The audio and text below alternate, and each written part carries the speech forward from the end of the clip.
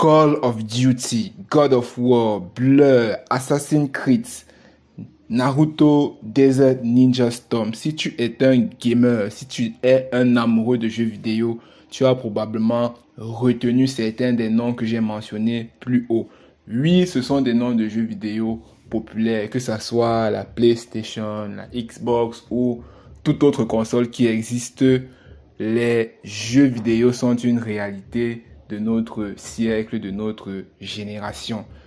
En 2022, il a été recensé plus de 3 billions de gamers dans toute la planète, avec les hommes plus nombreux que les femmes et avec un temps moyen de jeu de plus de 30 heures par semaine, soit 5 heures par jour. Les jeux vidéo sont une source de distraction, sont une source de plaisir, sont un loisir, sont un moyen de récréation.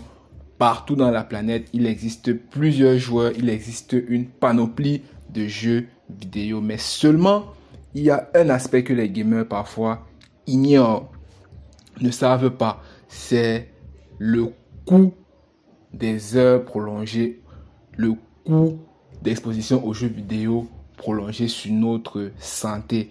La recherche nous informe que dans les jeux vidéo, il existe généralement 3 catégories de sons. Il y a le fond sonore, il y a les décharges sonores lors des moments clés qui parfois nous font sursauter ou qui font battre nos cœurs rapidement.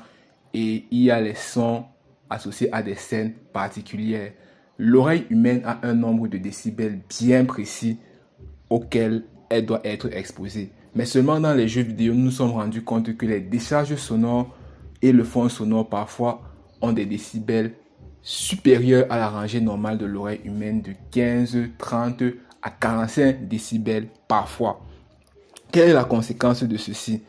Les longues heures de jeu, le fait que beaucoup de personnes jouent avec du volume élevé ou avec un casque ont tendance à endommager notre oreille sur le long terme et à causer la surdité chez certaines personnes. Donc oui, une exposition prolongée aux jeux vidéo peut vous rendre sourd à long terme, ou les acouphènes qui se caractérisent par un bourdonnement persistant dans les oreilles. Donc voici 2 effets secondaires qui ne sont pas connus par les gamers dont la recherche nous informe à ce jour.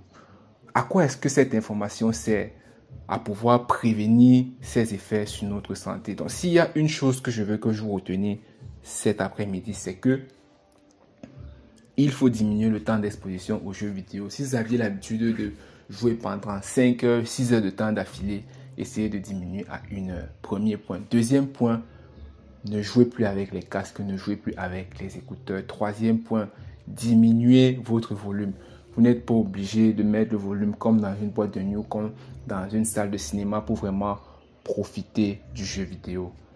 Les jeux vidéo sont une source de récréation et ne doivent pas être une source de maladie ou une source de dépenses dans un futur lointain. C'est bien de jouer, mais protégeons également notre santé.